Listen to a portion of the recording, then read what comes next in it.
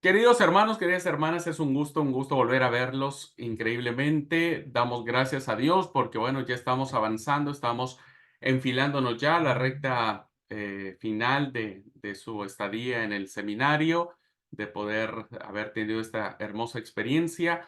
Vamos solamente por ocho materias, eh, incluida esta, serían 10 materias y terminamos el seminario. ¿Vieron? 10 materias. Gracias a Dios ya tienen aprobadas 24, 25. Bueno, no sé si Juaninos van a aprobar, pero bueno, al menos ya hicieron el intento por presentar el trabajo. Pero qué interesante, hermanos, ¿verdad? Qué interesante. Gracias a Dios por ello. Y bueno, vamos a arrancar una nueva cursada, un nuevo desafío. Es un desafío emocionante en lo particular porque la figura de Pablo ha sido una de las figuras más cautivadoras, ¿verdad? Que he tenido en mi vida y me parece muy, muy desafiante poder entrar en el pensamiento de un hombre que influyó y revolucionó el cristianismo no solo del primer siglo, sino que también ha influido y revolucionado el cristianismo del siglo XXI. Miles y miles y miles de libros, de ensayos, de obras literarias, de obras de teatro, de comentarios, han generado en torno a la figura de este personaje y también de lo que hemos recibido como su enseñanza. Así que bienvenidos, bienvenidas todas ustedes a la materia de literatura del Nuevo Testamento, escritos paulinos. Vamos entonces a adentrarnos a lo que es el cuerpo paulino y de esa forma vamos a tratar de llevar a cabo todo nuestro recorrido en esta cursada. Bien, antes de eso vamos a orar, vamos a pedir a Dios su santa dirección y le voy a pedir a Mario, como diácono de la iglesia, que él pueda orar a Dios para que podamos tener esta hermosa cursada en paz, felices y tener un espíritu receptivo para aprender. ¿Les parece? Amigo querido, ¿quieres hacerlo, por favor? Sí, cómo no. Oramos. Querido Padre, te pedimos en esta tarde que en primer lugar tú nos estés acompañando a cada uno de nosotros que estamos en clase presencial y los alumnos que van a ver la clase grabada, que tú estés abriendo nuestro corazón, que estés abriendo nuestra mente para que podamos entender todo lo que el profesor tiene para nosotros, Señor. Pedimos que tú seas el que nos guíe, Señor, y que podamos, en base a esto, ser mejores siervos tuyos, Señor. Te pido también por el profesor que tú lo estés bendiciendo, que lo estés guiando para que pueda exponer todo lo que tiene preparado de la mejor manera. Te pido que bendigas a cada uno de nosotros y te agradezco por esta magnífica oportunidad que tenemos de seguir aprendiendo sobre ti, Señor. Te pido esto y te agradezco por todo lo que nos das en el santo y bendito nombre de Jesús, tu Hijo. Amén. Gracias, amigo querido. Muy bien. Bueno, pues antes de poder iniciar, quiero un segundo, porque pensé que tenía abierto. Vamos a mirar el sílabo, ¿verdad? El sílabo de la cursada a efecto de saber qué vamos a hacer en esta materia. Voy a compartirla un segundo. Bueno, un segundo también por mi perro, que ahora está medio complicado, así que ya se va a calmar. Aquí está. Muy bien, entonces este va a ser el sílabo que nos va a acompañar eh, en este tiempo de enseñanza. A ver, un segundo. Ahí está. Bueno, dice, es nuestro sílabo.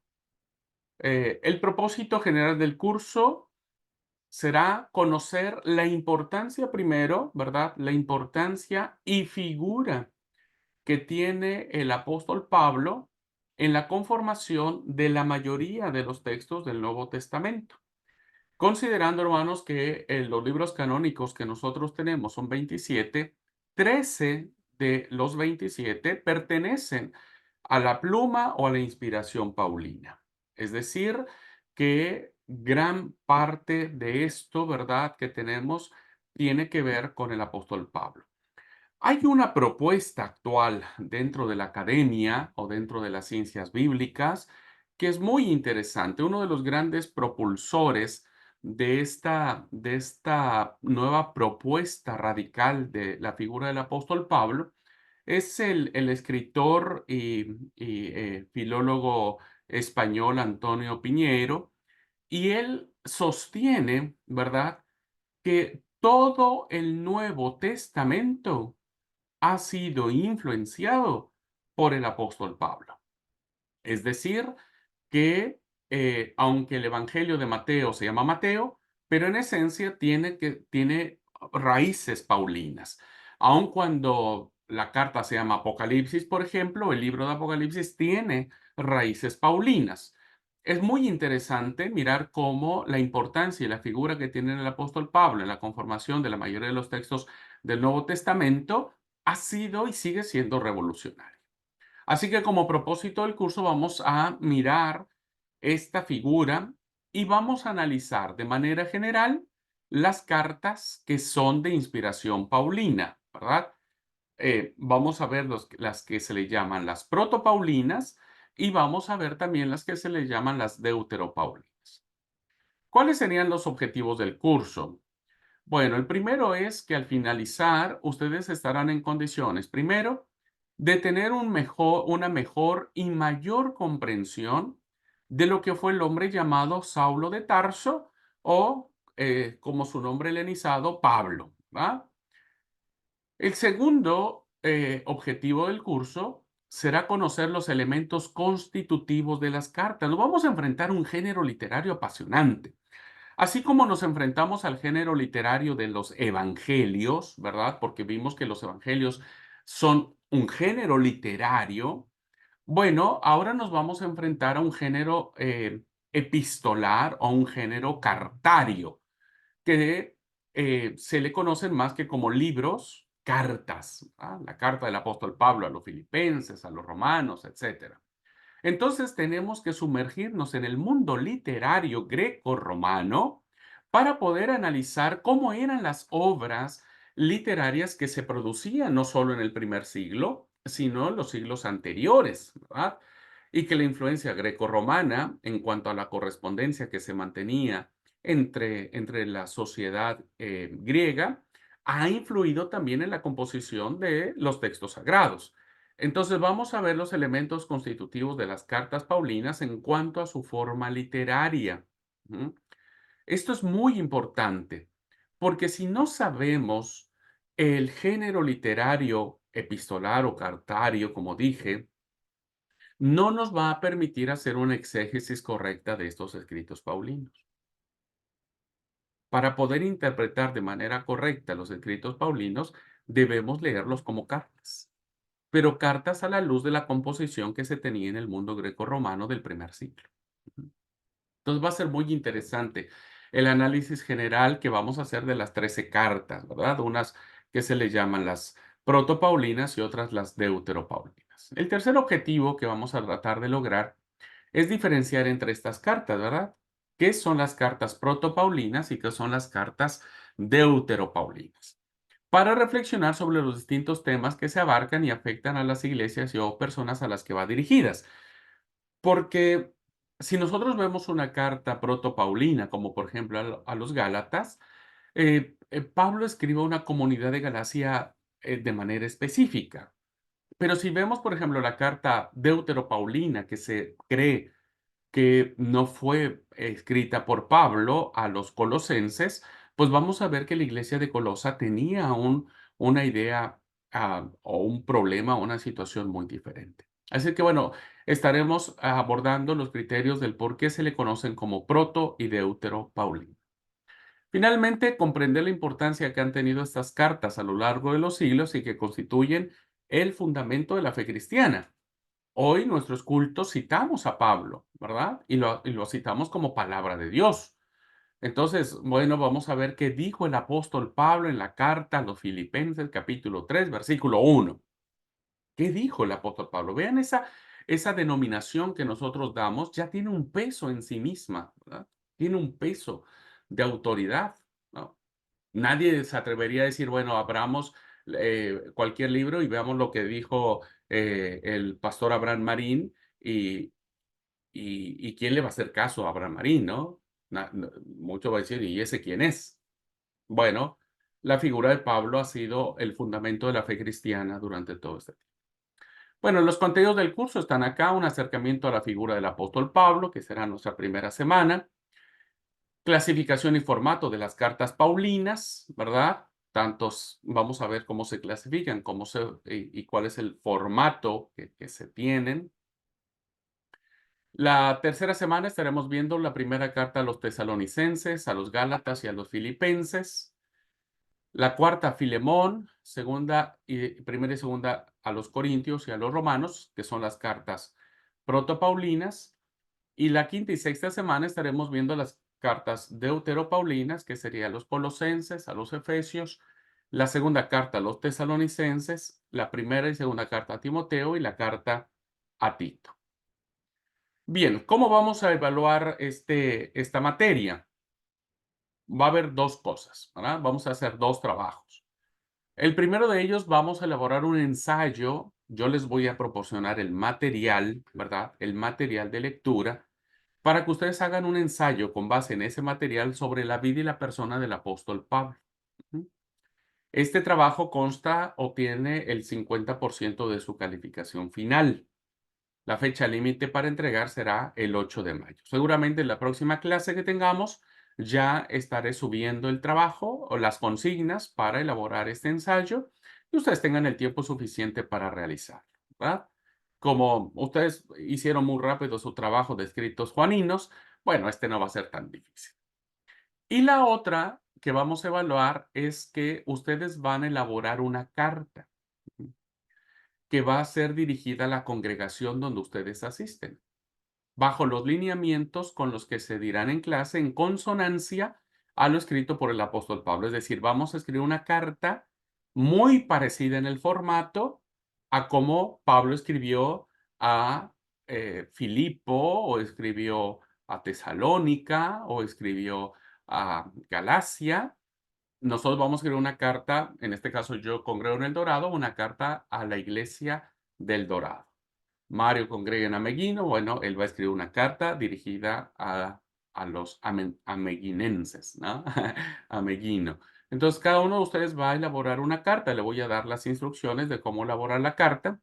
Y esa carta, ustedes, con la autorización de su pastor, si el pastor lo autoriza, tendrán la oportunidad de leerla en la congregación, ¿verdad? En la congregación.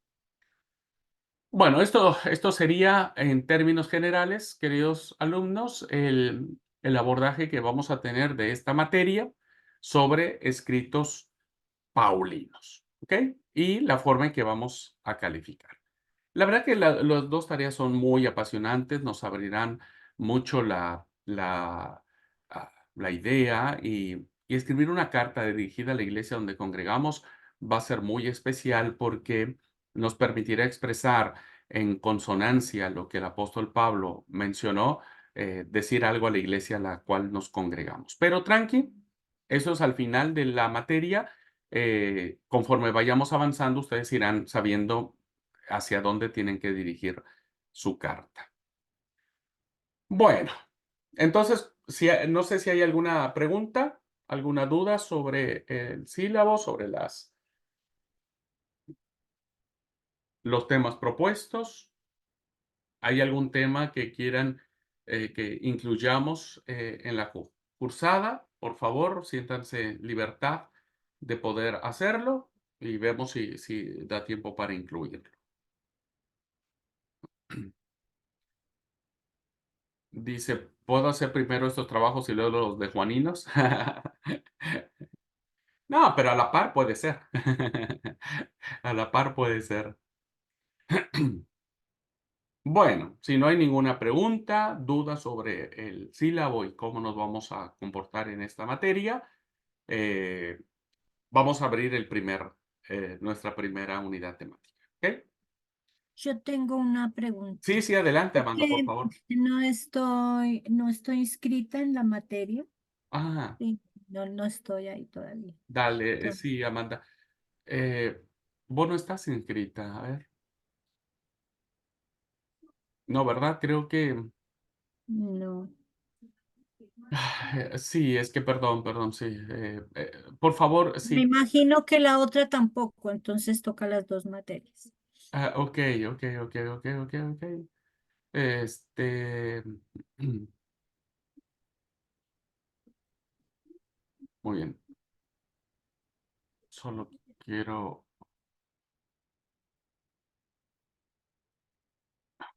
un segundo. Sí, qué bueno que me dije, porque eso va a suceder con muchos compañeros que no están dados de alta y van a tener que estar dados de alta. Muy bien. Gracias, mi querida Amanda. Yo voy a tratar de que no se me olvide. Le voy a pedir ¿cómo se llama? Al programador que te dé de alta. Con todo gusto. Gracias, pastor mío. No, por favor. Gracias a vos. Bueno, abrimos entonces nuestra primera unidad temática. Voy a compartir la pantalla para guiarnos en estas primeras reflexiones que tienen que ver con la figura de el apóstol Pablo, Saulo de Tarso, Pablo de Tarso,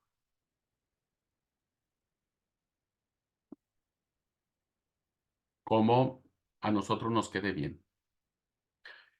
Bueno, ¿cuál es el fenómeno o cuál es la importancia que radica en primera instancia de poder abordar la figura del autor? Porque fue gracias a su pensamiento, sabemos todos que inspirado por el Espíritu Santo, pero fue gracias a su pensamiento, a su reflexión y a su interpretación teológica que hizo que el movimiento cristiano pudiese darse un impulso. Bueno, dos cosas quiero decir antes, ¿verdad? Para que podamos nosotros tener la claridad de lo que esto significa. La propuesta que hoy se hace en el círculo, en los círculos académicos, es que se cree que Pablo realmente es el fundador del cristianismo. Es decir, partimos de la premisa que Jesús no fundó una religión. Partimos de esa premisa. Efectivamente, cuando el Señor muere y le dijo a Pedro en la carta, en el Evangelio de Mateo, cuando dice, vos sos Pedro y sobre esta piedra edificaré mi iglesia. Entendemos la palabra iglesia como universal, ¿verdad? Pero no como una denominación, no como un movimiento oficial que tiene un registro ante el gobierno. Entonces, la propuesta que se tiene hoy es que Pablo realmente es quien funda el cristianismo, debido a sus cartas, a su personalidad, a su testimonio de conversión y a la influencia que marcó en los escritos del Nuevo Testamento. Quiero conceder razón a esta propuesta, aunque no del todo, desde mi muy humilde opinión. Quiero conceder razón de que Pablo, su influencia eh, fue fundamental como para ir organizando, estructurando la iglesia cristiana. Fue gracias a sus por lo menos 3 viajes misioneros y probablemente 4 viajes misioneros, pues que hizo que la figura de Pablo pudiese, y su mensaje, y ir de lugar en lugar a fundar iglesias, etcétera, pues hizo que la iglesia empezara a tomar su forma, ¿verdad? empezó a hacer ordenamientos ministeriales, empezó a poner obreros, diáconos, obispos, etcétera, o personas que estuvieran encargadas más bien de las congregaciones. Entonces, en ese sentido creo que sí, ¿verdad? Creo que el apóstol Pablo tuvo una función decisiva. Recordemos que ahora vamos a ver cuándo entra en función Pablo, pero recordemos que Pablo es contemporáneo de Jesús y lo que va a pasar es que él eh, no va a tardar mucho después de que Jesús muere, que él va a entrar como en acción. Entonces, no es muy lejos entre que Jesús muere y ascienda a los cielos y que Pablo entre en acción. Entonces, puedo decir que Pablo sí, pero lo que yo no concedo razón, creo que el cristianismo no lo funda Pablo, sino el cristianismo se funda por este movimiento de hombres y mujeres que empezaron a ser dispersados por toda la Palestina, predicando al Cristo crucificado y al Cristo resucitado. Creo que le debemos a esos hombres y mujeres, ¿verdad? Sin nombre, sin apellido, quienes empezaron a darle sentido, a darle forma a esta forma de cristiandad. ¿Ah? Considerando que la primera carta de Pablo que sale a luz, eh, lo más temprano que podemos datar es en el año 50 y Jesús muere en términos generales en el año 30, podemos decir que hubo por lo menos 20 años, ¿verdad? Entre el 30 y 50, 20 años en el cual hombres y mujeres, insisto, sin rostro, sin rostro, sin nombre, sin apellido, que no sabemos quiénes son, fueron los causantes. Entiendo que ahí entran los discípulos de Jesús, los apóstoles que se le conocerán después. ¿Por qué quise hacer esta aclaración? Como para que ustedes empiecen a vislumbrar la dimensión que esto ha significado, ¿verdad? No solo, insisto, en la vida de estos hombres y mujeres que no sabemos quiénes fueron, pero que les debemos a ellos la propagación del cristianismo, sino también la figura de Pablo, ¿verdad? Entonces, ahora sí cobra un poco más de sentido el título que aparece en sus pantallas, donde dice que el cristianismo termina convirtiéndose en una religión universal. Creo que fueron muchos factores, creo que fueron muchos elementos que hicieron que la iglesia pudiera ir expandiéndose dentro de todo el mundo conocido. Y entiendo que una parte decisiva, aunque no totalitaria, se la debemos a este hombre, a este fariseo, a este judío nacido en la diáspora, llamado Saulo de Tarso, o después él mismo se nombrará como Pablo de Tarso. ¿Ok? Bueno, tal vez poco conozcamos de Pablo, como nos pasa en muchas de las situaciones, ¿verdad? Así es que quiero proponer a ustedes la tabla cronológica. Ustedes saben que entre los estudiosos, cuando se trata de dar fechas exactas, nunca se ponen de acuerdo. Siempre hay divergencias entre año y año, ¿verdad? Eh, Traigo esta propuesta de este autor sumamente reconocido, H. Koster, y entonces nos vamos a guiar en la propuesta de él respecto de la actividad, la vida y el trabajo que Pablo hizo. Así que vamos a conocer un poco más en la línea histórica o en la línea ah, cronológica de Pablo. Bueno, se cree en esta propuesta que alrededor del año 35 Pablo es llamado a la conversión. Nosotros no tenemos mayores datos de él antes de esta conversión. ¿verdad? No sabemos mucho de él. Para el año 35 y 38, Pablo pasa por lo menos 3 años haciendo una acción misionera en Arabia, ¿verdad? Eh, ya voy a mencionar un poco en alguna parte por qué menciono sobre Arabia. En el año 38, Pablo regresa a Jerusalén, ¿verdad? Y tiene el contacto con Pedro y con Juan y con Santiago, que eran las columnas de la iglesia.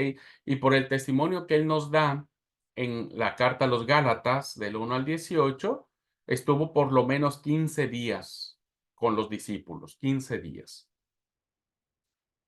Bueno, luego es enviado eh, a Cilicia y a Siria, ¿verdad? Entre el año 38 al 48, es decir, 10 años, Pablo estuvo en esta actividad misionera o misionando en las regiones de Cilicia y de Siria.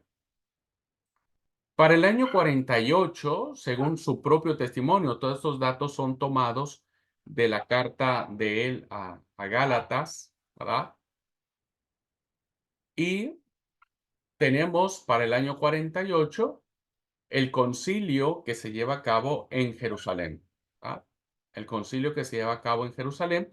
Un concilio que Pablo hace un poco de mención, pero que hace mayor reflejo en la carta, en el libro de Hechos de los Apóstoles, en el capítulo 15. Este concilio tuvo una importancia interesante. Ya lo vamos a ver cuando veamos la materia de Hechos de los Apóstoles. Para el año 48-49, Pablo habla sobre un incidente que tiene en Antioquía. Recuerden ustedes que Antioquía es la base misionera. Un segundo, hermanos, por favor. Un segundo.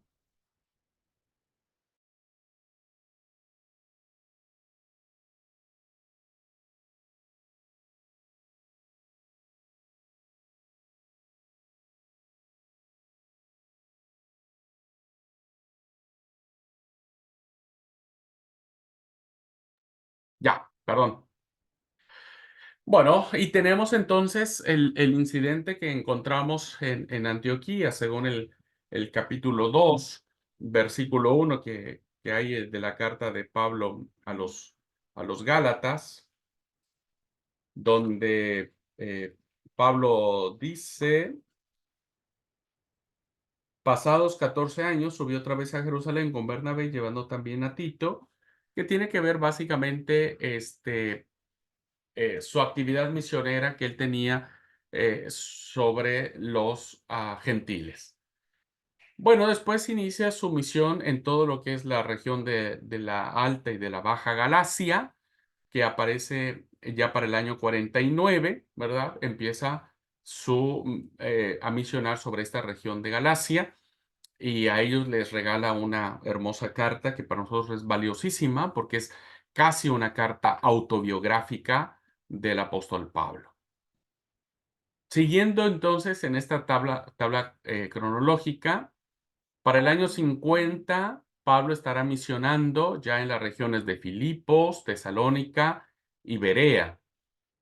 En este mismo año, en el otoño, pasará de Corinto, irá a Atenas, donde se escribirá la primera epístola a los tesalonicenses. Vean ustedes que, en opinión de este autor, la carta a los tesalonicenses, la primera carta a los tesalonicenses, se estará escribiendo en el año 50. Han pasado 2 décadas, por lo menos, desde que sucedió los hechos de Jesús y lo que el apóstol Pablo escribe. También para el año 50, en el otoño, ¿verdad? Hasta la primavera del 52, estará trabajando fuertemente en la iglesia de Corinto. Corinto será muy valorada para Pablo, será una iglesia muy linda a la cual tendrá que aplicarle el rigor, ¿no?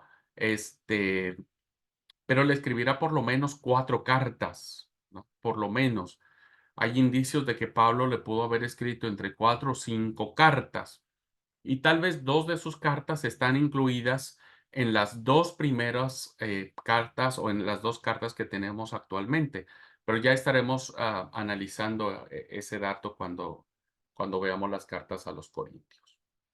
En el verano del 52, es decir, del 50 al 52, pasa su vida con los Corintios. En el 52, Pablo viaja a Antioquía. Después se traslada a Éfeso a través del Asia Menor y pasa por segunda vez a Galacia. En ese mismo año, pero en el otoño hasta la primavera del 55, hará la misión en Éfeso, que será otra iglesia muy especial para él. Escribe la epístola a los Gálatas en Éfeso, la ciudad de Éfeso, escribe la epístola a los Gálatas. Escribe también la primera carta a los Corintios y partes de la segunda epístola a los Corintios en ese 52. En el 54, ¿verdad? Aunque vive en Éfeso, hace un breve viaje a Corinto para juzgar un caso que aparece descrito en la segunda carta, en el capítulo 13, versículo 1 en adelante. Parece ser que Pablo viajó para atender esa vez. Dice, segunda a los Corintios 13:1, ¿verdad? Dice, esta es la tercera vez que voy a vosotros.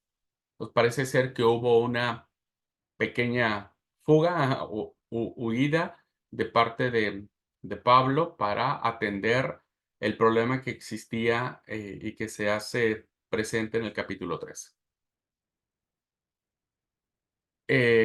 Y del 54 al 55 es en el invierno, es prisionero en Éfeso, ¿verdad? Lo toman prisionero y aquí escribe las cartas que se le llaman las cartas del cautiverio, ¿verdad? Que es Filipenses, Filemón y probablemente Colosenses, ¿verdad? Colosenses. No solamente Filipenses y Filemón, sino Colosenses. Son las cartas de la cárcel o las cartas del cautiverio que se le conoce. Para el 55, en el verano del 55, ya libre, Pablo viaja a Corinto pasando por Macedonia. Del 55 al 56, en el invierno, se estaciona nuevamente en Corinto y ahí escribe la epístola a los romanos. Pablo nunca conoció la iglesia en Roma. O sea, él no la fundó. Cuando él escribe la carta a los romanos, Pablo no conoce la iglesia. No conoce. Pero escribe una hermosa carta que ya vamos a ver. Para el año 56, Pablo viaja a Jerusalén, según lo relatado en Hechos 20. Pablo hace una gran colecta porque la iglesia de Jerusalén estaba en problemas económicos por una grande sequía que se había dado en la región y que estaba produciendo una gran escasez y una inflación increíble en Jerusalén. Entonces Pablo se propone levantar una ofrenda entre las iglesias que él ha fundado, que son iglesias greco-romanas, ¿verdad?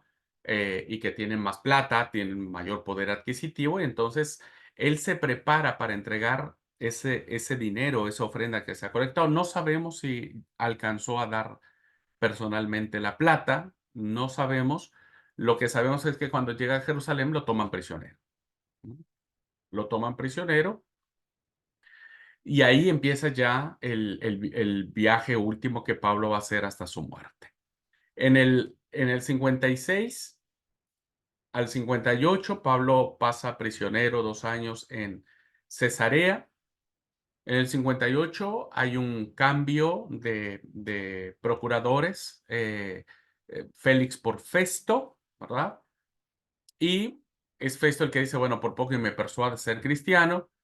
Bueno, Pablo apela a Roma, ¿verdad? Pablo apela al César para que lo juzguen, porque Pablo estaba a punto de ser, había un plan para que lo mataran. Y su sobrino lo rescata, ¿verdad? Su sobrino parece que tenía interesantes influencias con los funcionarios de la cárcel, entonces lo rescata, lo sacan de allí y lo mandan directamente a Roma, porque si no lo hubieran sacado, ya había un plan para asesinar a Pablo. Así que bueno, Pablo apela al César, se va para Roma Bueno, Pablo pasa del 58 al 60, prisionero en Roma, según Hechos 20:28, y 60-62, Pablo sufre el martirio y sufre por parte de los lictores romanos, que eran los verdugos o los ejecutores, eh, que se encargaban de, de dar el castigo a los prisioneros. Pablo termina decapitado, ¿verdad? Le cortan la cabeza a Pablo y es así como la sangre del, del gran apóstol de los gentiles se riega en un campo fértil que gracias a su testimonio, su martirio, su prueba de fe y todo lo que concierne a él es que nosotros ahora tenemos la oportunidad de disfrutar de sus bellos escritos, de sus profundidades. Tan es así que hay un testimonio del apóstol Pedro que aparece en la segunda carta, donde dice que lo que Pablo ha dicho han sido cosas que a veces son muy difíciles de entender y que los indoctos tuercen constantemente. Bueno, hasta ahora seguimos profundizando muchos temas que el apóstol Pablo planteó, eh, temas interesantes como la ley, como la gracia, temas interesantes como la posición que tiene Israel ante el plan de salvación, temas interesantes que tienen que ver con los aspectos convencionales del cristianismo, temas que tienen que ver con los consejos que el apóstol Pablo dio a las iglesias de su tiempo y que le orillaron a escribir estas cartas. Realmente, queridos alumnos, la figura de Pablo, su esfuerzo, su perseverancia, opacarían a cualquiera de nosotros, ¿verdad? Que se quejaría o que se queje de decir, este, yo no puedo, es muy difícil, son muchas cosas. Nadie, absolutamente nadie, podría, en línea de comparación, decir que el ser cristiano es muy difícil, que no se puede, estudiar en el seminario es muy difícil, porque bueno, encontramos en la figura de Pablo una figura que nos hace recordar que todo es posible. Pablo fue un hombre que fue, eh, según su testimonio, son ministros de Cristo, dice Pablo, yo, yo también, como si estuviera loco hablo. Fíjense la expresión que usa Pablo. Estoy leyendo una cita de él en 2 Corintios. Y si ustedes piensan que estoy loco, pues sí, estoy re loco, ¿verdad? Pero bien, dice, en trabajos más abundante, en azotes sin número, en cárceles eh, más, en peligros de muerte muchas veces. De los judíos, 5 veces he recibido 40 azotes menos uno. 3 veces he sido azotado con varas, una vez apedreado. 3 veces he padecido naufragio. Una noche y un día he estado como náufrago en alta mar. En caminos muchas veces, en peligros de ríos, peligros de ladrones, peligros de los de mi nación, peligros de los gentiles, peligros en la ciudad, peligros en el desierto, peligros en el mar, peligros entre falsos hermanos, en trabajo y fatiga, en muchos desvelos, en hambre y sed, en muchos ayunos, en frío y en desnudez. Además de otras cosas, dijo Pablo, bueno, ya, con esto es suficiente, pero si quieren le sigo, ¿eh? Le sigo, dijo Pablo. ¿Piensan que estoy loco? Bueno, a ver, alguien que diga que está más loco que yo. Lo que sobre mí se agolpa cada día, la preocupación por todas las iglesias. ¿Quién enferma y yo no enfermo? ¿A quién se le hace tropezar y yo no me indigno? Si es necesario gloriarse, me gloriaré en lo que es de mi debilidad, ¿verdad? El Dios y Padre de nuestro Señor Jesucristo, quien es bendito por los siglos, sabe que no miento. Ya poner de testigo a Dios o a Yahvé o al Señor, ya es porque de verdad. En Damasco, el gobernador de la provincia del rey Aretas guardaba la ciudad de los Damasenos para prenderme y fui descolgado del muro en un canasto por una ventana y escapé de sus manos. Bueno, este testimonio, hermanos, evidentemente cualquier excusa que nosotros ponemos para no hacer las cosas y no hacerlas bien, pues palidecen, ¿verdad? Palidecen ante la experiencia que el apóstol Pablo como testimonio nos ha dado. Por eso siempre he dicho que el cristianismo no es fácil, ¿no? Tiene su costo, tiene su precio. eh, pero cuando uno lo hace en el espíritu de saber que todo es por Él y para Él, vale la pena hacerlo. Y Pablo lo entendía muy bien, ¿verdad? Lo entendía muy bien. Muy bien. Entonces tenemos ya una idea más o menos de qué hizo Pablo, dónde anduvo en algunos años. Fíjense entonces que empieza su ministerio no es muy lejos, ¿verdad? Empieza en el 35 y termina en el 60. Es decir, que no es una vida larga de ministerio de Pablo. Del 35 al 60 tenemos que, yo soy re malo para las matemáticas, 35, 45, 55, 25 años. No es nada, ¿verdad? No es nada en comparación al legado que él nos ha dado o nos ha dejado en estas hermosas cartas, ¿verdad? En estas hermosas cartas. Así que espero que ustedes disfruten. Espero que ustedes disfruten. Es un gran desafío, sí. Son 13 cartas que entiendo que nadie ha leído de manera completa, pero que yo les animo a que puedan hacerlo. Eh, como la primera carta que vamos a abordar es la primera que se cree que se escribió, ¿verdad? Aunque están muy discutido eso, muchos creen que no, etcétera, pero vamos a irnos por un consenso tal vez mayoritario. Les invito a que lean la primera carta a los tesalonicenses, que no es tan larga. Las cartas más largas de Pablo son Romanos, Corintios, y ahí me parece, ¿no? Porque las demás cartas no son muy largas. Las más largas son Romanos, Corintios, primera y segunda de los Corintios, em, Gálatas no tanto, Efesios tampoco, Colosenses tampoco, Tesalonicenses son muy cortas, eh, Tito, Filemón, son muy cortitas. Así que bueno, vamos a ver, así podemos apurarnos y hacer el esfuerzo al menos de leer 11 cartas y después para dejar con mucho mayor tiempo las de Romanos y de Corintios.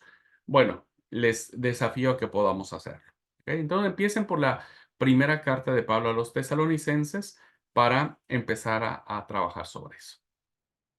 Bien, ¿alguna pregunta, alguna duda, algún comentario sobre lo que vamos hasta acá?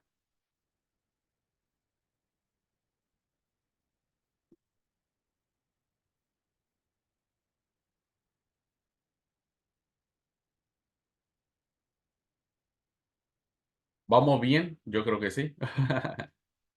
Bueno,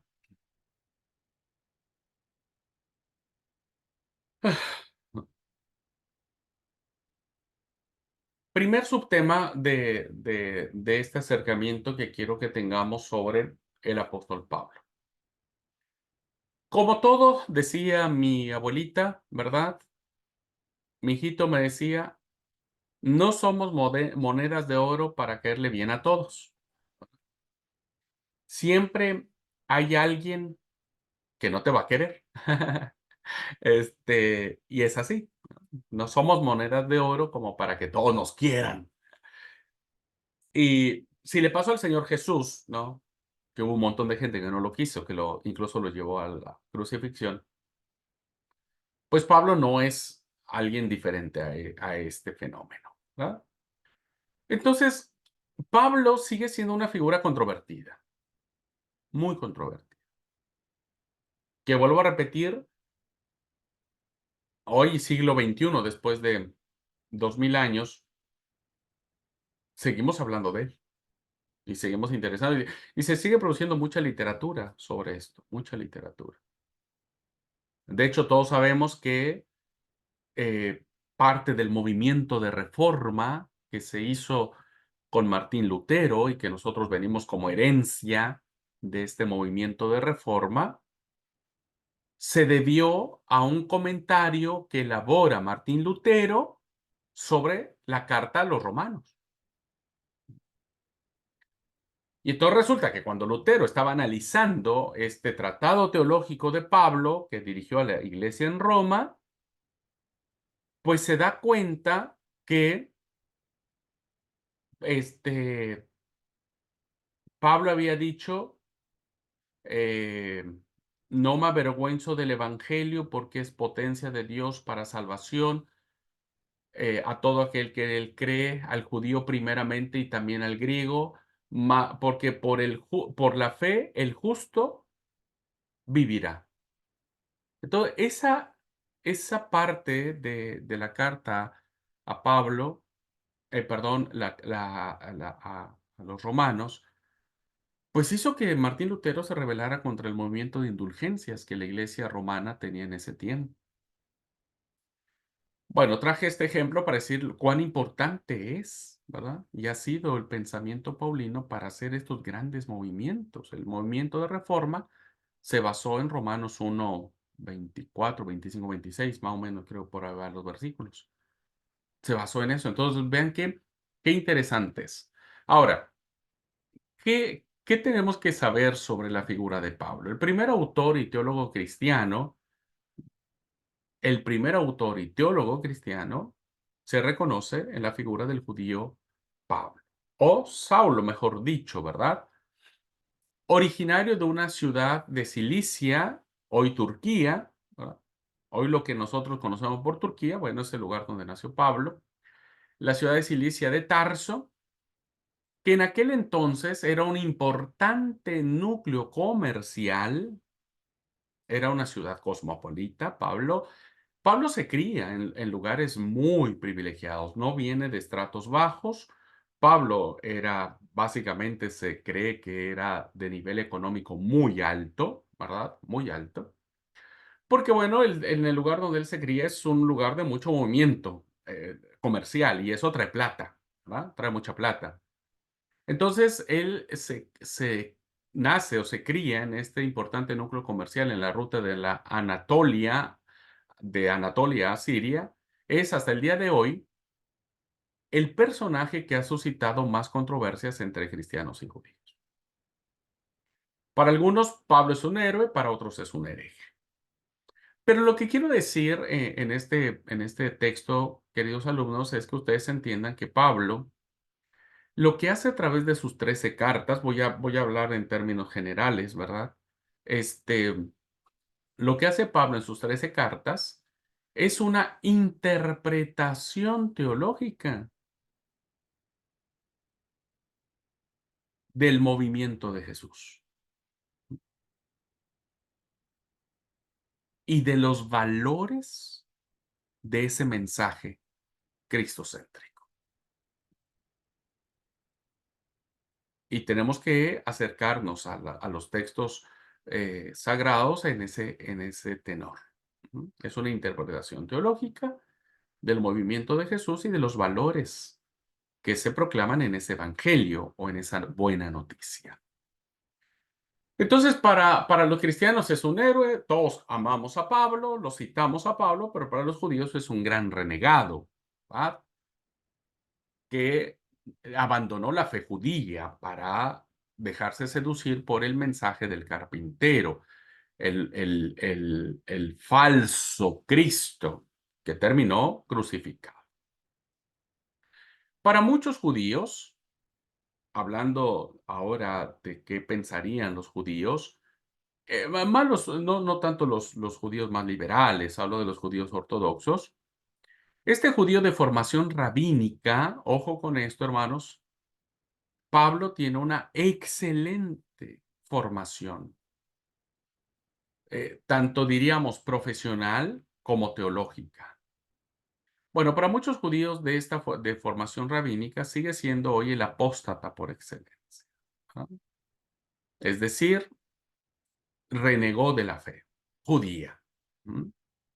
Y se dejó seducir por un falso Cristo o de un falso Mesías, porque todos sabemos que para el judaísmo el Mesías no vuelve, no ha venido, todavía lo siguen esperando.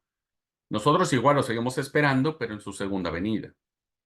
Entonces, muchos judíos evidentemente cuestionan profundamente las indicaciones y la autoridad que pudo haber tenido este judío que de buenas a primeras, ¿verdad? Se deja seducir por un mensaje de unos cuantos hombres y mujeres que están proclamando que un tal Jesús, un tal Cristo, ha resucitado de entre los muertos.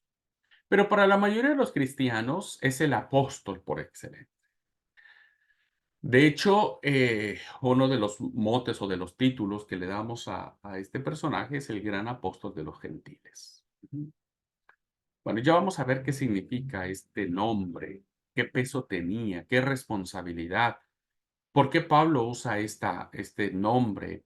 Y vamos a ver que en sus cartas hubo un montón de gente que no lo quería. Hoy le daríamos la bienvenida a nuestras iglesias, pero en aquel tiempo no lo querían y lo querían sacar. Y lo perseguían y lo apedreaban y lo golpeaban y lo querían matar. Así que bueno, para nosotros sigue siendo el apóstol de los gentiles por excelencia. Incluso, como dije, hay un testimonio del mismo apóstol Pedro, fíjense, ¿y quién es Pedro? Pedro, una figura sumamente importante, que le da la autoridad a los escritos del hermano Pablo, lo llama, ¿verdad? El hermano Pablo.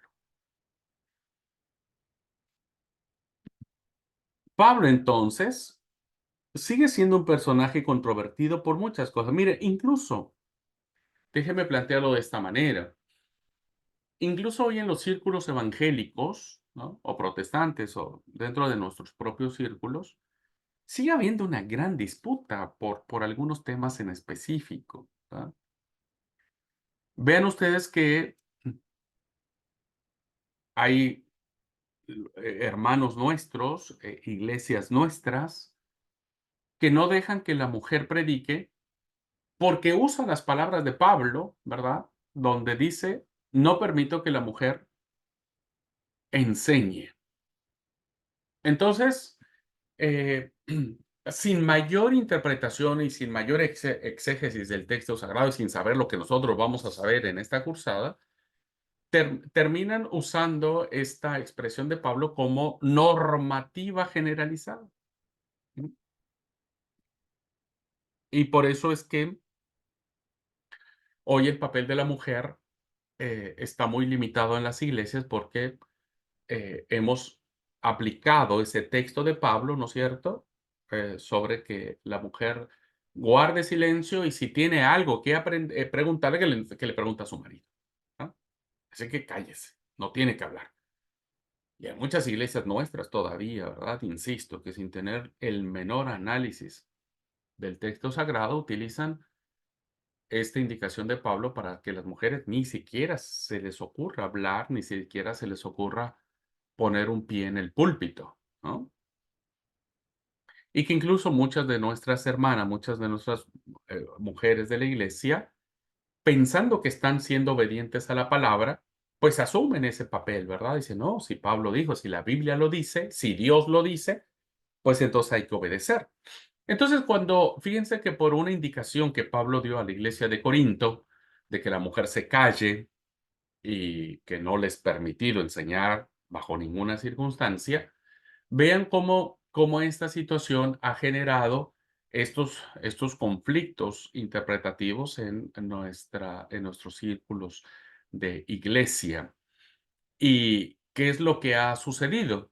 Bueno, ha sucedido que en primer lugar, muchos cristianos, ¿verdad? Incluso los que son enemigos de la fe cristiana, hoy actualmente digan que el apóstol Pablo era un misógino, era un misógino. Es decir, hoy hay una crítica muy fuerte hacia Pablo y si a él no le gustaban las mujeres, ¿no? No en el sentido homosexual, sino en el sentido de rechazo, de aversión, de que la mujer sigue siendo un objeto de segunda o tercera categoría. Entonces ven esos textos, ¿verdad?, que aparecen en la Biblia o en las cartas de Pablo y lo ven como un tipo misógino. Y esto, insisto, ha provocado que nosotros usemos estos textos como normativos. Otro tema es el tema, por ejemplo, de la mantilla en la mujer, ¿no es cierto? Porque le es honroso a la mujer cubrir su cabeza.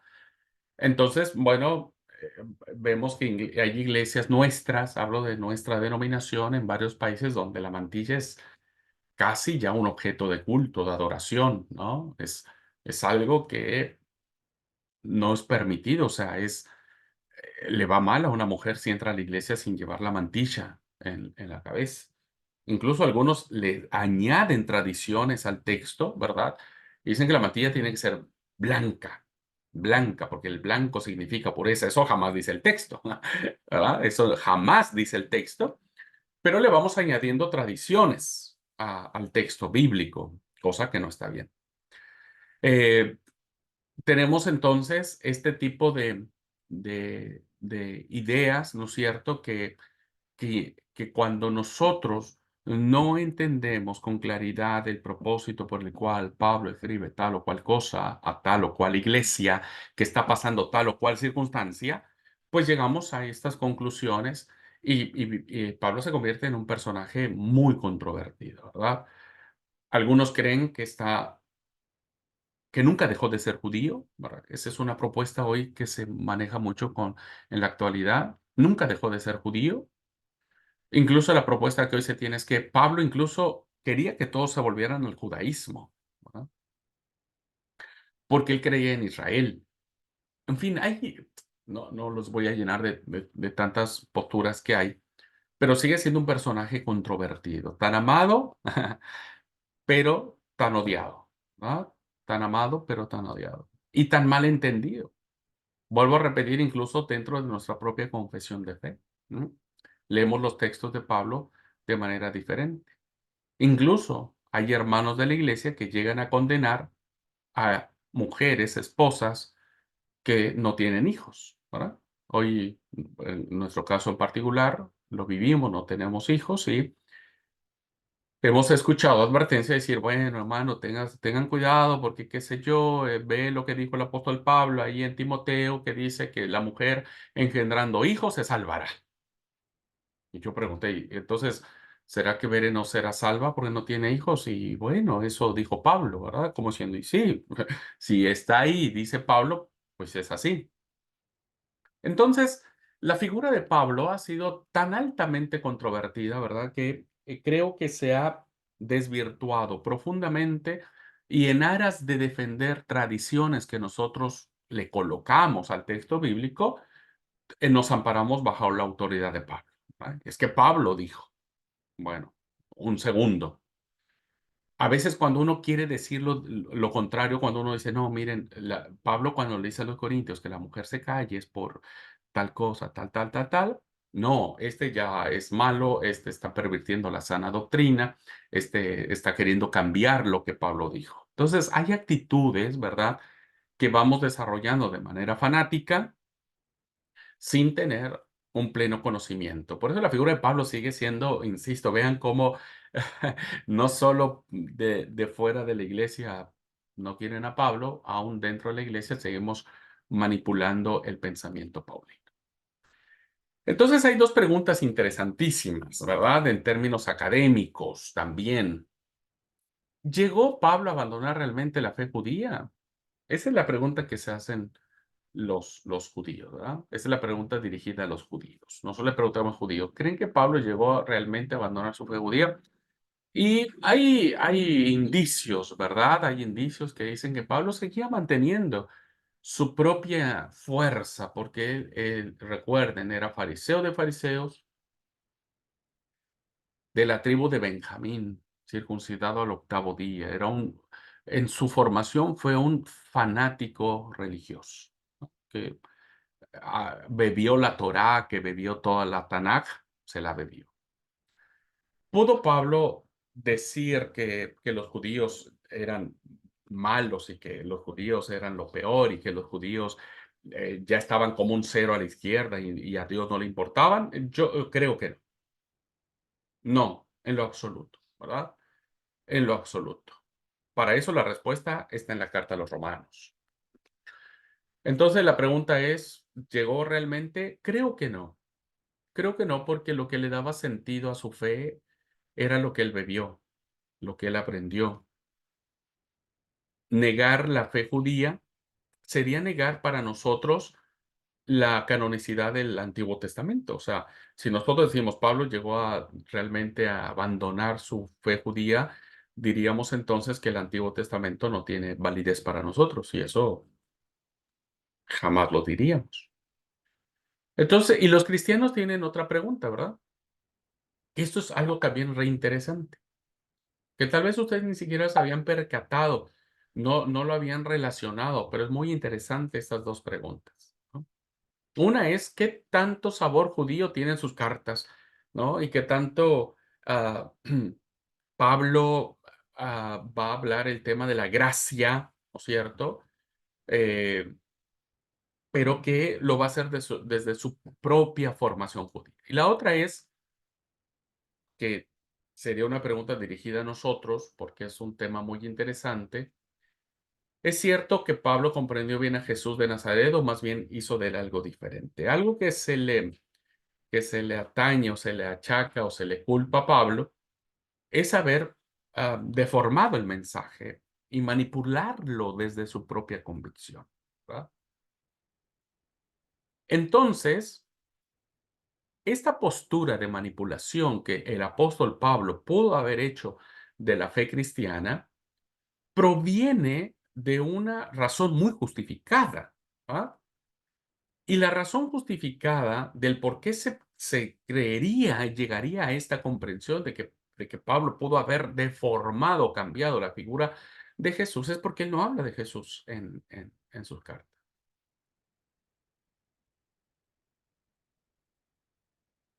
Hay pocas o nulas referencias que Pablo pudo haber hecho sobre el nacimiento de Jesús, por ejemplo, ¿verdad?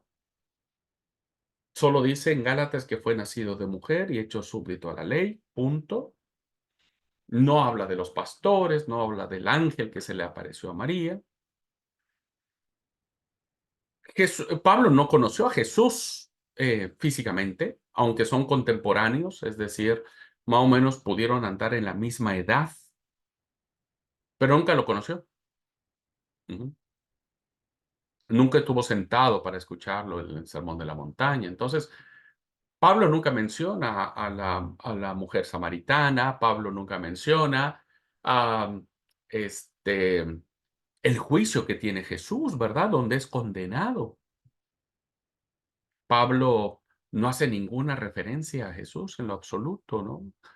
Cuando caminó por el mar, cuando calma la tempestad, cuando le da vista o sea, no hay ninguna referencia.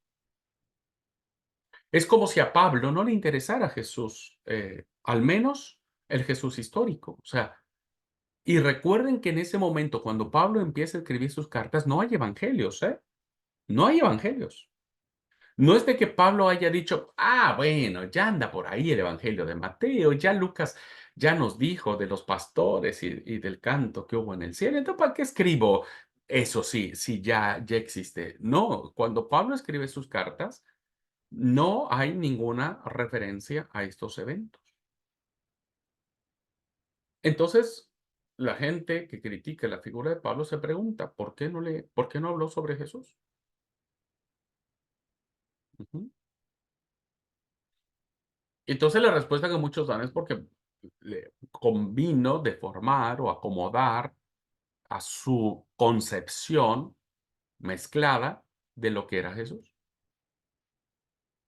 Nietzsche, uno de los grandes filósofos ateos o gnósticos, que en un escrito tardío que se llamó El Anticristo, él hace una referencia de Pablo y dice que Pablo es el auténtico fundador del cristianismo, ¿verdad? Esta es la postura que les platicaba, que es una pues, postura actual de decir, bueno, Pablo fue quien fundó el cristianismo y a él le debemos todo esto, pero dice Nietzsche, Friedrich Nietzsche, y al mismo tiempo su gran falsificador. Es decir, Pablo fabrica una doctrina que ha engañado a millones y millones y millones de personas durante muchos años.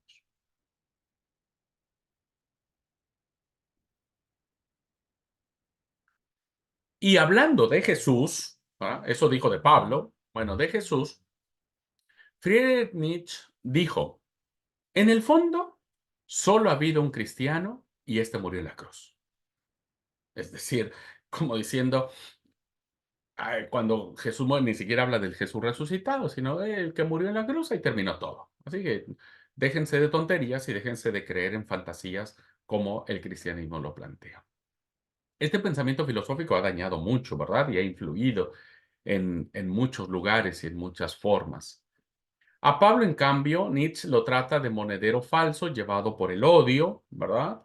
Un tipo que estaba enojado porque al ser tan fanático, este, la forma de desquitarse o de vengarse del cristianismo que se estaba proclamando era meterse y desvirtuar el tema o plantear situaciones que no eran contrarias. Nietzsche lo llama el antitipo del portador de la buena nueva, o sea, lo contrario a el genio del odio, de la visión del odio, de la lógica inexorable del odio, ¿no? Entonces, hoy la postura que se tiene sobre Pablo es alguien que hace una profunda discriminación diciendo, bueno, los gentiles no tienen mucho valor si no se vuelven al judaísmo. Esa es la propuesta que se tiene. Y parece ser muy defendible el tema. Entonces, esta cosmovisión o esta conciencia de la figura de Pablo ha causado gran revuelo en muchos personajes. Indudablemente, Pablo fue objeto de controversias desde el primer momento, pues con él hacía su aparición, pues con él hacía su aparición un hombre que no había sido discípulo directo de Jesús, ¿no?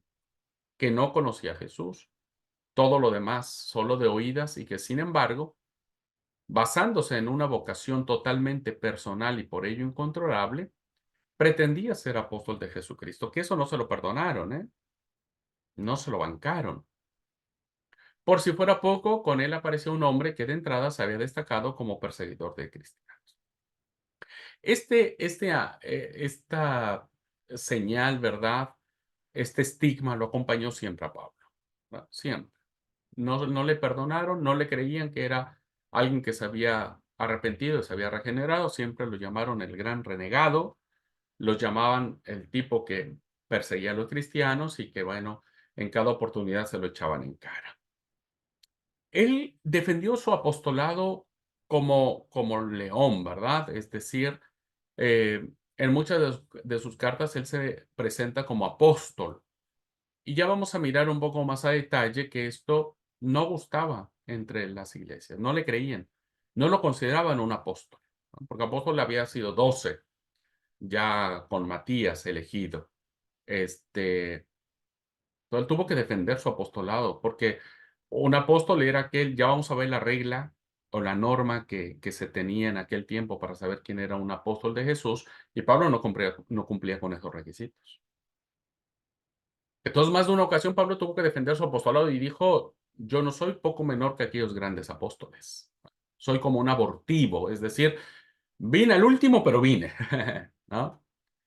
Así que Pablo ha sido, insisto, fuertemente criticado y nuestra mirada hacia Pablo tiene que ser una mirada abierta, una mirada sincera, sin caer en fanatismos ni fundamentalismos y agarrar, porque Pablo lo dijo, tenemos que hacer que las mujeres se callen, ¿verdad? O que las que nos tengan hijos no se van a salvar.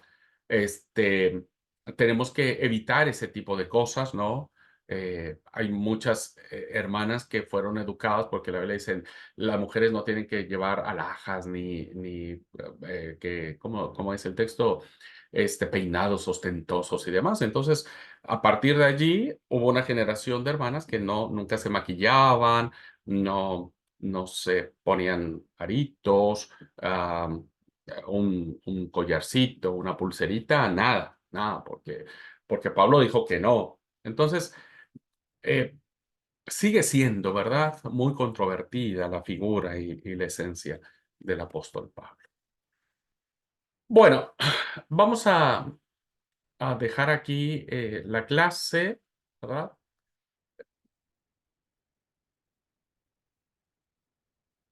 Solo, no, creo que esto podemos, sí, porque son las dos fuentes que nos informan sobre la vida de Pablo, y esto es muy rápido. ¿Dónde podemos ver un poco quién era Pablo? En términos muy resumidos que hace el texto, uno en Hechos de los Apóstoles, y la idea que tenía de Pablo en Hechos es, Pablo por su parte hacía estragos en la iglesia, penetraba en las casas, se llevaba por la fuerza hombres y mujeres y los metía en la cárcel. Linda descripción, ¿verdad? O sea que flor de tipo era el apóstol Pablo. Y Filipenses también tenemos la otra imagen de Pablo. O sea, esta imagen que nos da Hechos es terrible. Es realmente el tipo está loco, en serio, ¿verdad?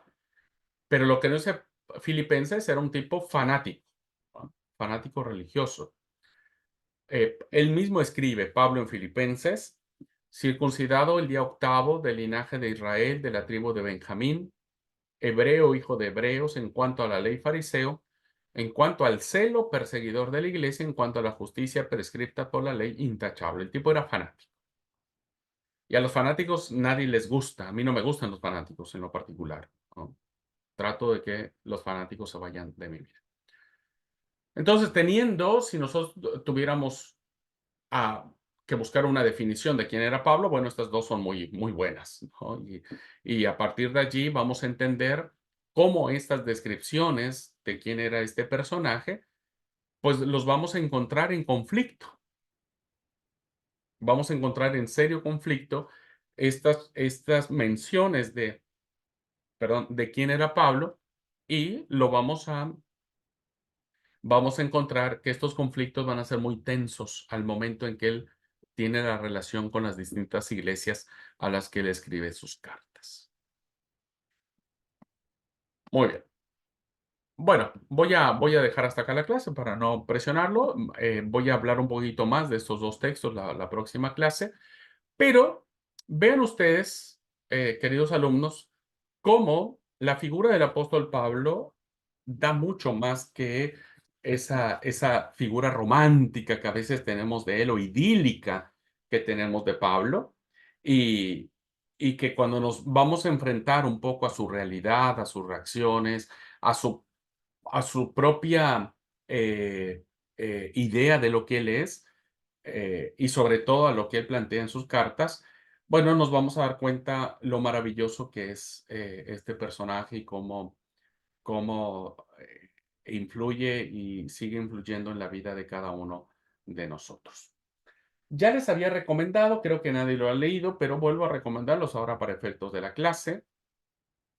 Este libro de Taylor Caldwell, que se llama El Gran León de Dios, es un libro apasionante, creo que con una alta crítica literaria y una historicidad confiable. Yo solo no le creí mucho a Taylor cuando habla acerca un poco de la asunción de María, la madre de Jesús. Bueno, ahí creo que hubo un sesgo ideológico, que está bien, todos tenemos un sesgo ideológico, pero en su gran mayoría me parece sumamente interesante ver a Pablo no como el santo, no como el que dice San Pablo, ¿verdad? Todos le mencionamos así, sino como el hombre, ¿verdad? El hombre que tuvo un papá, una mamá, que tuvo una familia, que se crió en una ciudad, que se enamoró, que era alguien que se enamora, este, como cualquier persona, ¿no? Que se enamora, pero que es fiel a sus tradiciones religiosas, etcétera. La verdad que es fascinante el libro de Taylor Caldwell. Quien desee pasar un buen rato leyendo, no es un libro corto, pero es atrapante, puede hacerlo, ¿verdad? Y yo creo que es mi libro, el primero, de todos los libros que he leído, es el número uno. Creo que hasta ahora ningún libro ha desbancado este libro. Sigue siendo el número uno hace muchos años, eh, y por eso se los recomiendo. El Gran León de Dios, ya lo mencioné en algunas otras clases, pero creo que nadie lo ha leído, así que espero que alguien lo lea y quiera leerlo. Bueno, tenemos un minutito para charlar. ¿Qué les parece esta primera aproximación?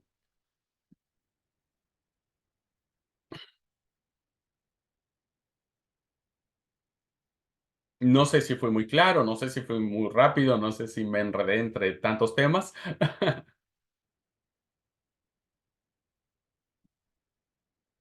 Ustedes díganme.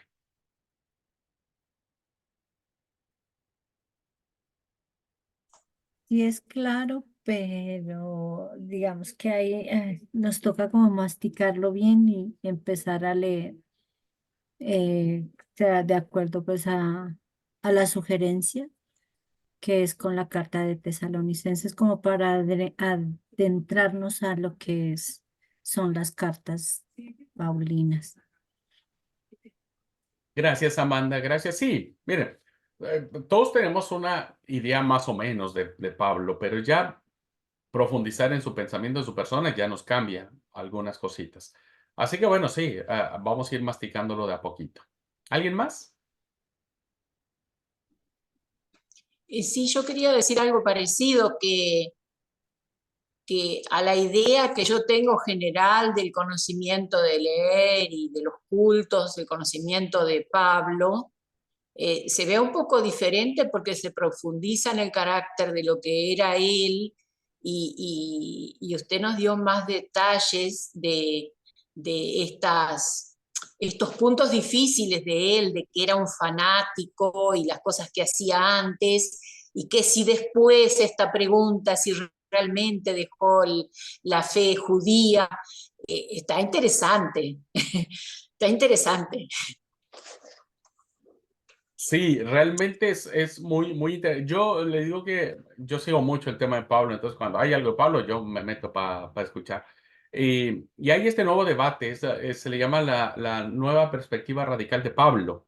Eh, es la nueva postura del abordaje del apóstol Pablo.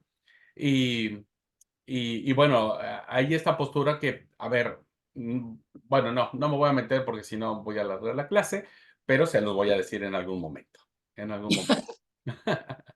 Gracias. Sí, yo también por ahí eh, creo que va a estar buena la clase en ese sentido de que nosotros también terminemos entendiendo algunos pasajes de las cartas como ese que nos explicaba de por qué la mujer no predica, ¿no? A veces nosotros nos quedamos con lo literal del texto y creo que esto nos va a servir en muchos aspectos en ese sentido también de ver por qué Pablo lo escribió, para quién lo escribió, cuándo lo escribió, con qué razón, ¿no es cierto? Entonces creo que esta clase va a venir muy bien en ese sentido, ¿no? Sí, la verdad que sí. Por eso digo que va a ser fascinante, porque a veces cuando uno trae un tema, bueno, abran la Biblia en la carta del apóstol Pablo a los Filipenses, pero a veces no entendemos realmente qué onda con eso, ¿viste? Como que no sabemos qué hay detrás, cuál fue la intención realmente de Pablo cuando dice la mujer calle y no hable. Y entonces, si no sabemos el trasfondo de la carta de Pablo a los Corintios, pues vamos a caer en esas ideas de decir, no, pues así dijo Pablo. Y si Pablo viviera, dijera, pero pará, yo no dije eso. Yo no dije eso, ¿no? Así que va a ser interesante. Los animo. Primera carta de Tesalonicenses. No es tan difícil. Nosotros tenemos clase ahora el miércoles. Así que bueno, la primera carta es muy chiquitita. Y si pueden leer Gálatas, que tampoco es tan larga, 5 capítulos tiene Gálatas, comiencen a leer. Ujú. Entonces, para que vayamos más o menos en una semana a leer 2, 3 cartas en una semana. Ujú. Así que les recomiendo. Primera Tesalonicenses y luego Gálatas. ¿Va? Bueno, gente linda, Dios les bendiga un montonal. Cuídense, nos vemos el miércoles, Dios mediante a la misma hora y por el mismo canal. Abrazotes y bendiciones. Paz. Bendiciones.